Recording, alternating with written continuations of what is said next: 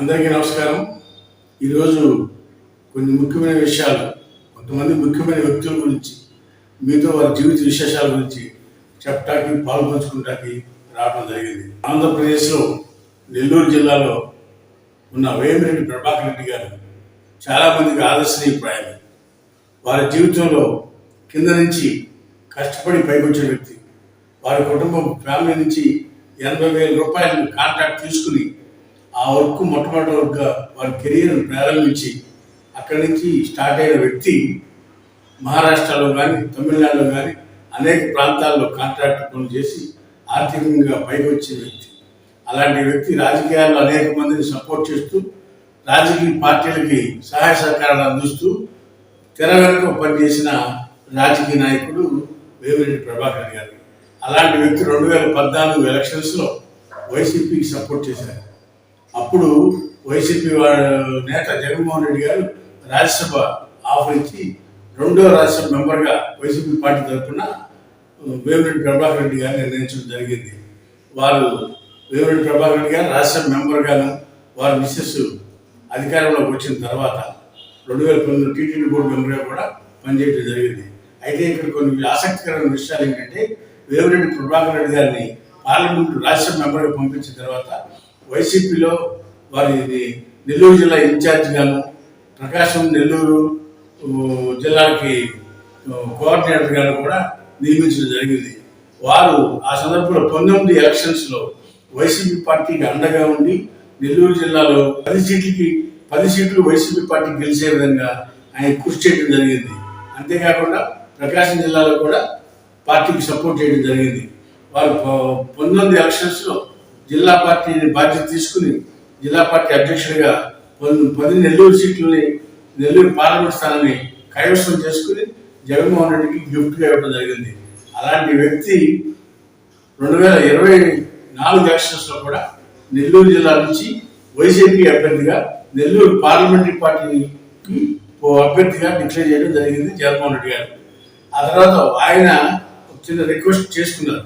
ఏమని, నా సెగ్మెంట్లో ఉన్న 7 అభ్యర్థుల్ని ఒక 2-3 సీట్లు నేను చెప్పినాడుకోవాలి అని చెప్పి ఆయన ఒక కండిషన్ పెట్టారు పార్టీకి. దానికి ఒప్పుకున్నారు. ఒప్పుకున్న తర్వాత నెల్లూరు టౌన్లో అభ్యర్థిని ఆయన సంబంధం లేకుండా వేరే అభ్యర్థిని తీసుకొచ్చి పెడతాం, ఇట్లా 2-3 సీట్ల విషయంలో ఆయన నా ఒపీనియన్ కాదని చెప్పి పార్టీ వేరే వ్యక్తులకి సీట్లు ఇవ్వడం వలన ఆయన మనస్తాపం చెందారు. ఆ రోజు మనస్తాపం చెంది పార్టీని విడనాడడానికి కూడా వారు సంసిద్ధమయ్యారు. ఆయన అక్కడితో విడనాడాల.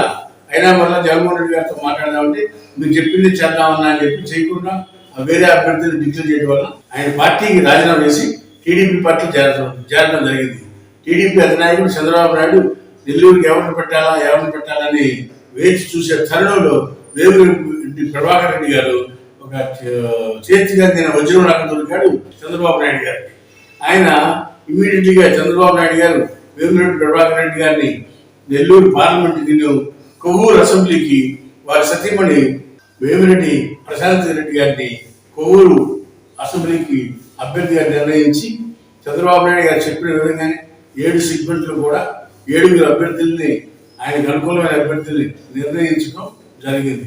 తెలుగుదేశం పార్టీ తరఫున వేమిరెడ్డి ప్రభాకర్ రెడ్డి గారు నెల్లూరు పార్లమెంట్ స్థానానికి, అదేవిధంగా వారి సతీమణి ప్రశాంత్ రెడ్డి గారు కొవ్వూరు అసెంబ్లీకి, ఇరువురు కూడా పార్లమెంటు అసెంబ్లీ ఎన్నికల్లో తెలుగుదేశం పార్టీ తరఫున పోటీ చేయడం జరిగింది. ఈ సందర్భంలో అనేకమైన విమర్శలు, ప్రత్యవిమర్శలు జరిగాయి. అయితే ఇక్కడ గతంలో చేసిన మేలు ఏదైతే ఉందో కొవ్వూరు నియోజకవర్గంలో కానీ, మరి ఉదయగిరి ఆత్మకూరు నియోజకవర్గాల్లో కానీ వేమిరెడ్డి ప్రభాకర్ రెడ్డి గారి చారిటబుల్ ట్రస్ట్ ద్వారా మంచినీటి వసతిని కల్పించడం కానీ, అనేక సంక్షేమ కార్యక్రమాలకి వారి చారిటబుల్ ట్రస్ట్ నుంచి ఆర్థిక సహాయం అందించి వాటిని ఇంప్లిమెంట్ చేయడం అయితే జరిగింది. దానివల్ల వారికి చాలా మంచి పేరు, నెల్లూరు జిల్లాలో ప్రభాకర్ రెడ్డి గారి ఫ్యామిలీకి చాలా మంచి పేరు ఉన్నది. ఆ సందర్భంగా చూసుకుంటే ప్రభాకర్ రెడ్డి గారి సతీమణి ప్రశాంత్ రెడ్డి గారు వచ్చిన కొవ్వూరులో నలపరెడ్డి ప్రసన్న కుమార్ రెడ్డి గారు వ్యక్తిగతంగా కూడా దాడి చేయడం జరిగింది ప్రశాంత్ రెడ్డి గారి మీద.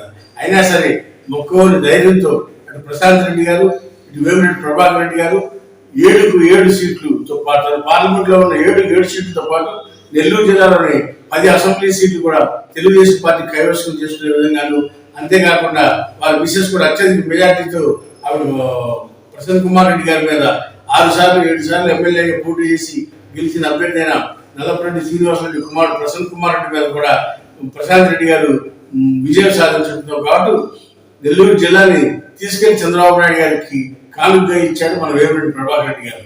తదనంతరం జరిగిన పరిణామాల్లో వేమిరెడ్డి ప్రభాకర్ రెడ్డి గారికి కేంద్ర మంత్రి స్థానం వస్తుందని ఎదురు చూశారు అభిమానులు. లేని పక్షులు డిప్యూటీ స్పీకర్ ఇస్తారు పార్లమెంట్కి అనుకున్నారు, అది కూడా రాలేదు. ఇప్పుడు టీటీడీ బోర్డు చైర్మన్ గా ఇస్తారని చెప్పి అనుకుంటా ఉన్నారు. వేచి చూద్దాం, రాజకీయాల్లో ఏదైనా జరగవచ్చు. హాయ్ ఫ్రెండ్స్, మా ఫ్యూచర్ టుడే ఛానల్ చూస్తున్నందుకు చాలా థ్యాంక్స్. మరిన్ని లేటెస్ట్ వీడియోస్ కోసం వెంటనే సబ్స్క్రైబ్ చేయండి. అలాగే ఈ బెల్ ని కూడా రింగ్ చేసేయండి. మా లేటెస్ట్ వీడియోస్ నోటిఫికేషన్స్ అన్నీ మీ మొబైల్లో వస్తాయి.